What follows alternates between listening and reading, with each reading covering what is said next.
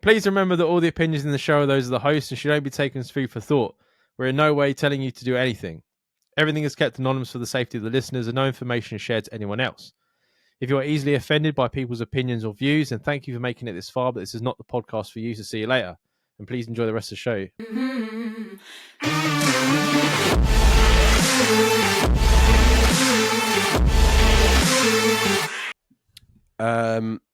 I know it sounded crazy from the outside point of view, but I never saw it that way until it was too late. It's the gentleman that changed a woman's tyre. Oh, yeah. Okay.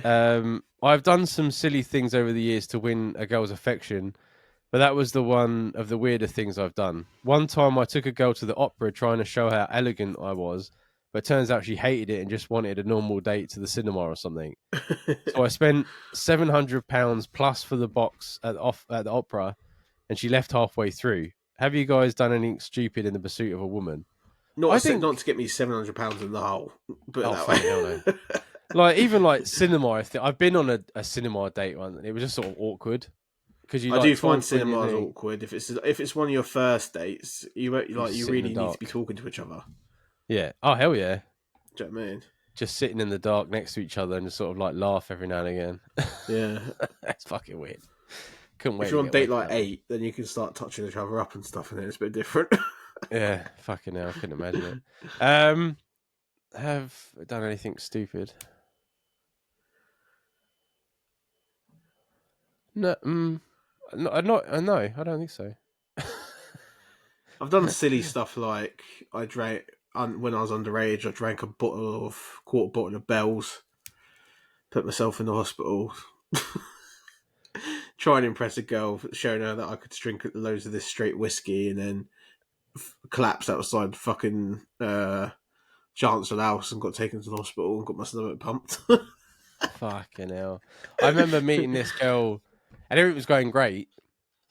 And then she was like, "Oh, do you want to come meet my mates? They're in the student union.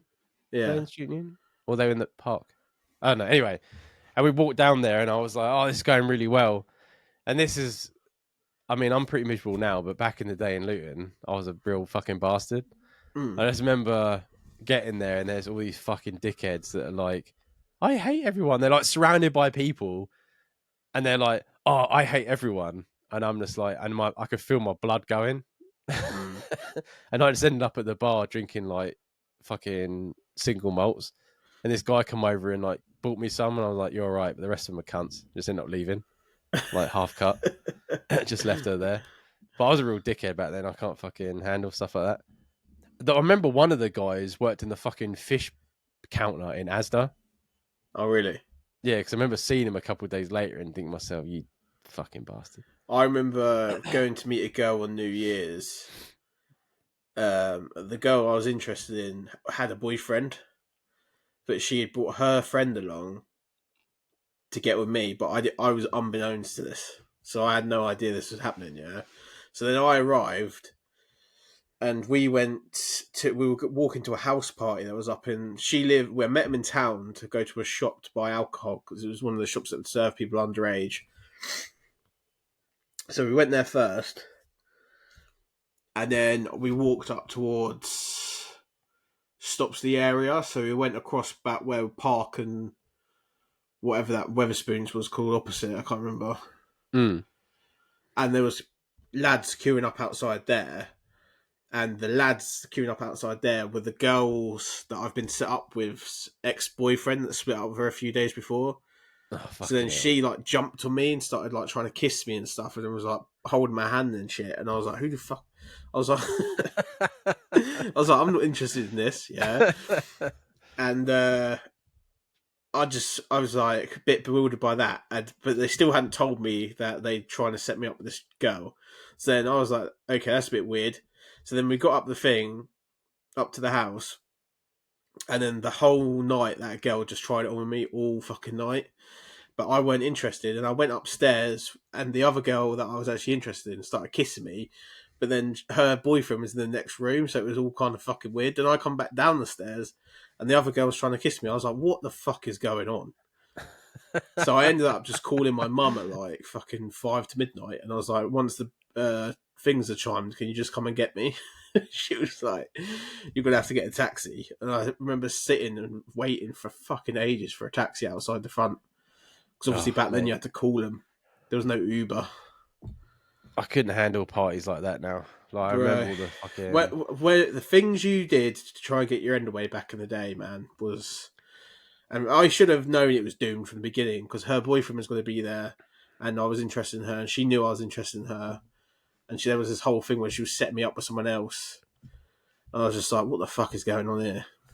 I remember trying to get with this girl, and she had a boyfriend, and we were at a party, and the boyfriend turned up later on, Mm. and we were like, "Oh, let's go." I think the party, it was a house party, had ended. So me, this other girl, the girl I wanted to sleep with, and her boyfriend went off, and he was like diabetic or something, and he hadn't eaten anything, and he like I can't remember what happened. He like passed out or something like that, and she's like, "Oh, he needs fucking sugar or some shit like this." I can't remember. I was like hammered, fucking drunk, and I was like, "Oh, okay, no problem." So I must have run about 1 or 2 miles this fucking petrol station to buy Oh my man. fucking Mars bar and run all the way back. And I just thought to myself, I'm trying to bang this guy's fucking missus, and I've just run He's four like miles saving his life. to save his life. Yeah. And then we fed him this fucking Mars bar, and he got up and he's like, "Oh man, you're the fucking greatest." And I'm like, thinking to myself, great, I can't fucking sleep with her now, can I? Like, fuck's sake. Talk about Mate. dig yourself in a fucking hole. Yeah. Um, yeah, no, I've never done anything like as the thing that gets me about this listener is that the things he's doing are amazingly generous and nice to do to someone if you've known them or been on a date with them for like more than 3 or 4 times. Mm. He's just jumped the whole getting to know you, and he's gone straight into the like Yeah, he's trying to do extravagant um like gifts, almost straight off the extravagant bat. showing off stuff from the beginning, which certain girls that will work with, but most girls will be a bit weirded out. And things like the opera, that's very niche. Unless they tell you they're really into the opera, don't book the opera. Do you know what I mean? Yeah. Yeah, for sure, yeah. But you know what I mean though? Like if he was dating someone and he did all these things for them, they'd never fucking leave him, like take him to the opera and like changing their tires when they need it. Like this is Oh stuff that yeah, all yeah, girls yeah. are like, I wish my boyfriend did stuff like this, but he's like, That's what you do when you're established. yeah, yeah. So like, please, for the listener, don't lose this part of you. Just slow down a bit because these parts Mm. are good. You just need to know when to Bring it unveil them. out. Yeah, yeah. Yeah. Just Be a bit not standoffish, but be a bit more coy at the beginning. yeah. Like the nowadays, especially nowadays, like a coffee is fine for a first date. Yeah. You know what I mean? And then like a meal, and then a meal, blah blah blah. And like the fourth or fifth date, you can then maybe go, "Do you want to go to the opera, or would you like to go for a weekend away?" Or Mm. you know what I mean? Then that's more. But get 2 or 3 out of the way first, and you'll be all Definitely. right. Definitely. But we do love you for it. We do.